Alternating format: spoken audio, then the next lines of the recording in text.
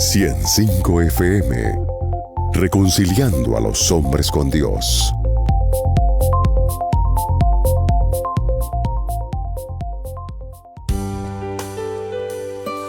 Acerquémonos confiadamente al trono de la gracia para recibir misericordia.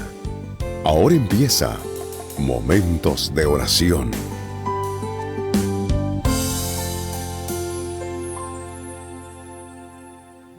Gloria a Dios. Damos una cordial bienvenida a todos los hermanos y personas que están pendientes de este espacio.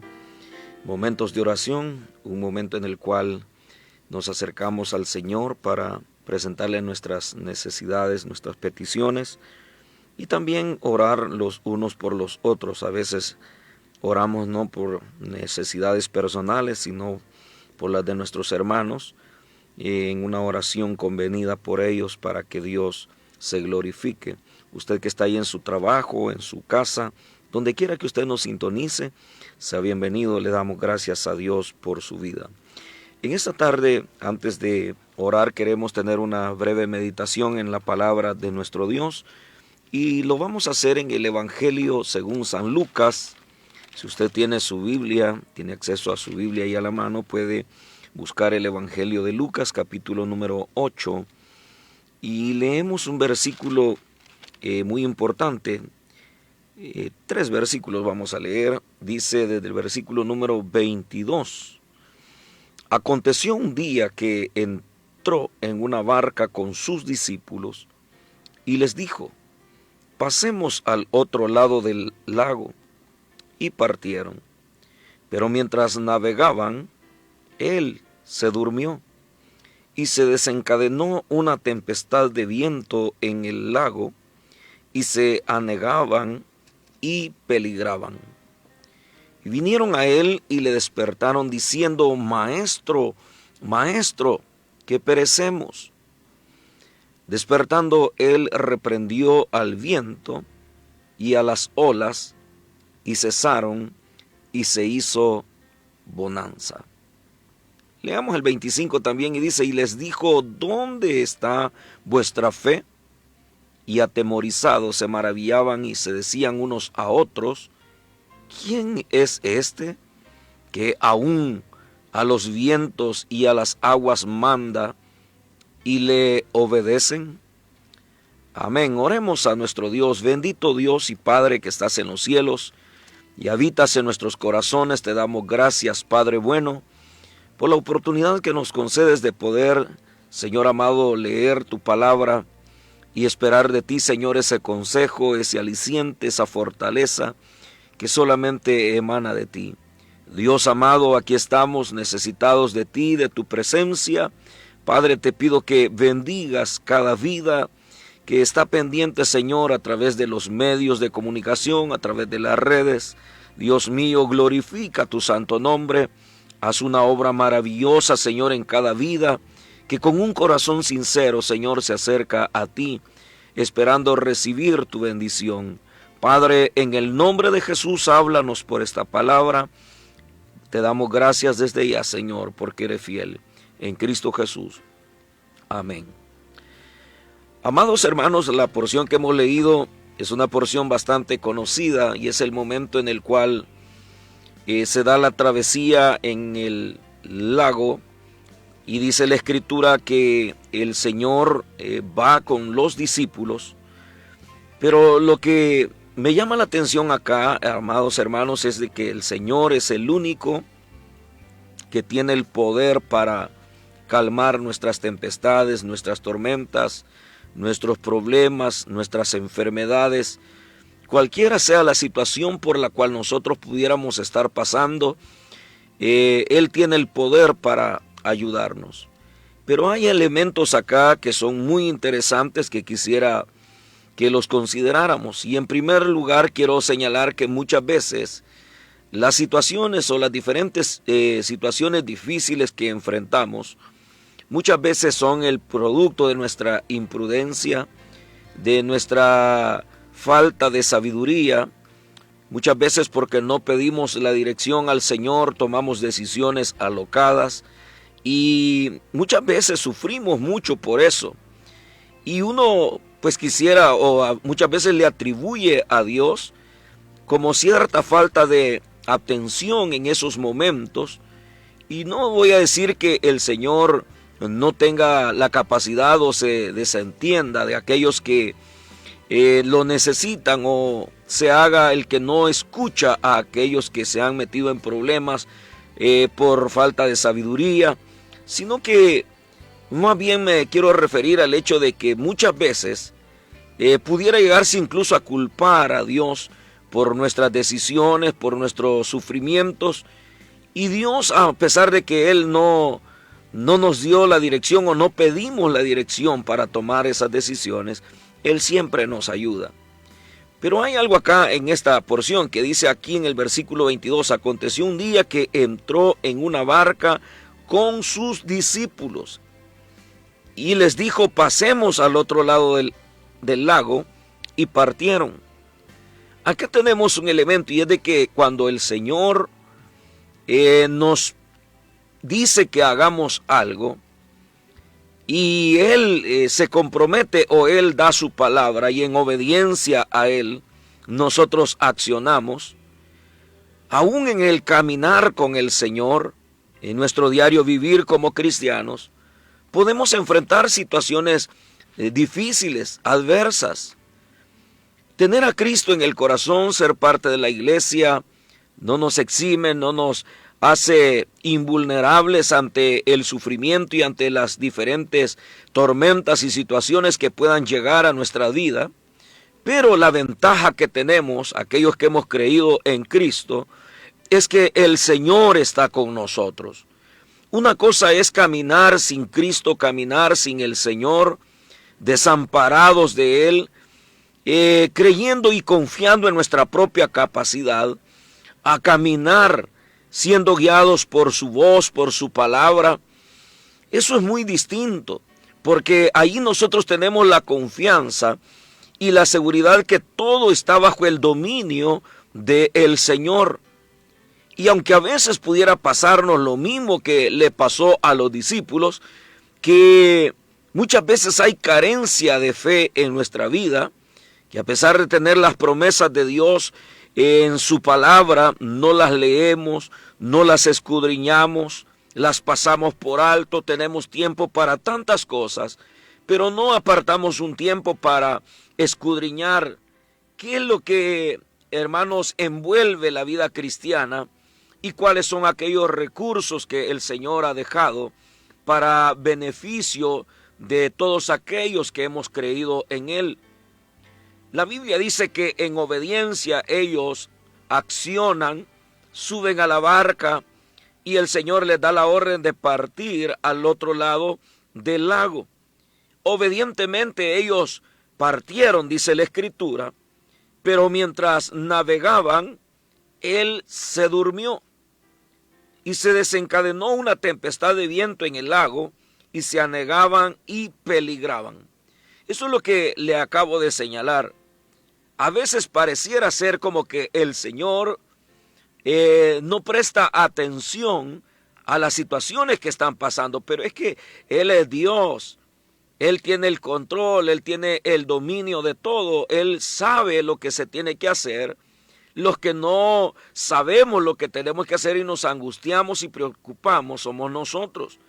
Nosotros estamos limitados a conocer el presente, sabemos de nuestro pasado, pero el futuro está encubierto de nuestras vidas. Si nosotros tuviéramos la capacidad de saber qué es lo que va a pasar mañana con alguna situación difícil de nuestra vida, pues probablemente estaríamos tranquilos, estaríamos seguros de lo que va a suceder al siguiente día. Y si fuese algo negativo, pues probablemente nos prepararíamos para que no nos causara mucho sufrimiento, muchas dificultades.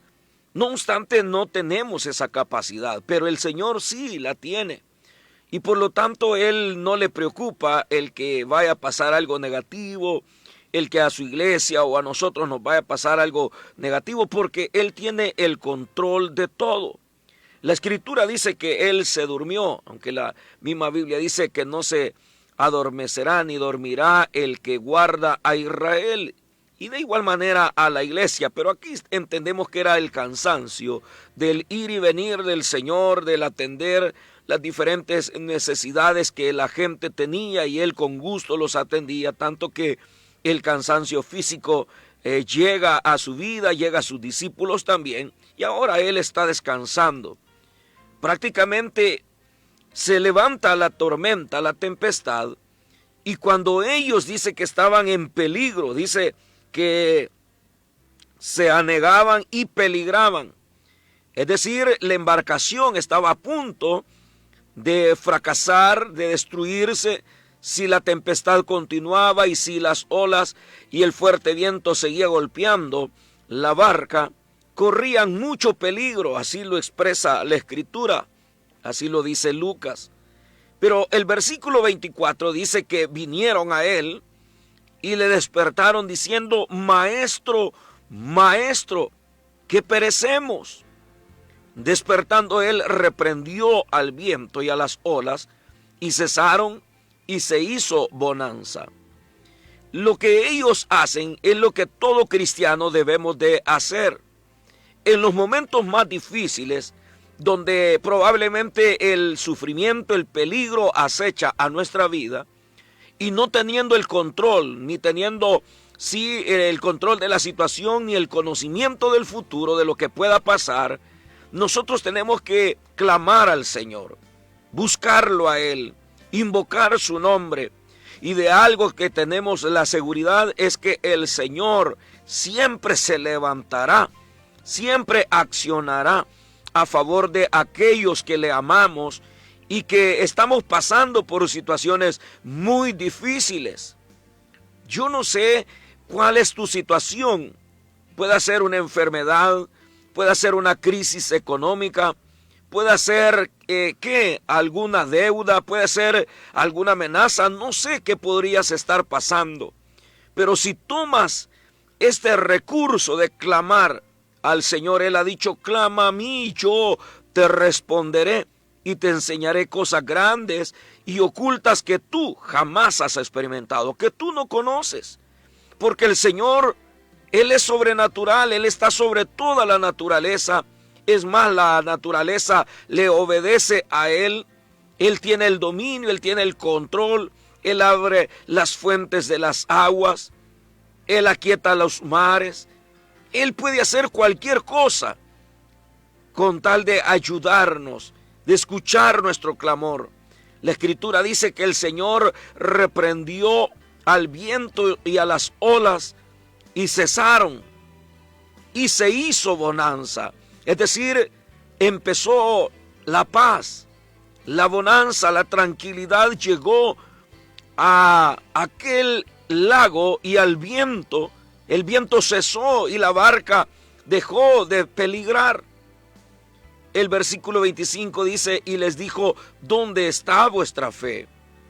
¿Qué es de vuestra fe? ¿A dónde está la fe? Esto nos llama la atención a todos nosotros, y es de que en la vida cristiana el Señor espera que la fe no sea como un comodín, como algo que tenemos ahí pero no lo utilizamos, como algo que está pero no creemos que el Señor sea capaz. Bueno, Él puede sanar una calentura, Él puede quitar un dolor de cabeza, pero ya calmar el mar, el viento, como que no entra en la mente, en el razonamiento humano de creer que el Señor tenga ese poder. Y eso es lo que el Señor está llamando la atención acá. ¿Qué pasó con la fe? ¿A dónde está? ¿Qué es de vuestra fe? O sea, ¿por qué no la accionan? Porque Él mismo había dicho que si tuviéramos fe como tan pequeña como el grano de mostaza, de la semilla de mostaza, le diríamos a algún monte: desarráigate, vete al mar, y si creyéramos nos podría obedecer. Aunque parece algo extravagante y que no hay necesidad de hacerlo, pero lo que el Señor está reflejando ahí es que para Él no hay nada imposible. Y que todo aquello en lo cual nosotros le pidamos a Él, Él nos puede escuchar, Él nos puede ayudar, Él puede calmar las tempestades. Dice acá que después de la reprensión del Señor, que esperaba que ellos crecieran en fe, Lo mismo sucedió en el momento de la multiplicación de los peces y los panes, cuando le dicen los discípulos: despide a la multitud, pues aquí no hay que comer, aquí no hay supermercados, aquí no hay despensa, aquí no hay nada. Y el Señor les dice: no tienen necesidad de irse, dadles vosotros de comer. Y ellos empiezan a hacer números, a pensar en los recursos humanos que ellos podían tener, pero que no los tenían. Y aún considerando lo poquito que aquel muchacho tenía, ellos llegaron a la conclusión que era extremadamente poco para tanta gente.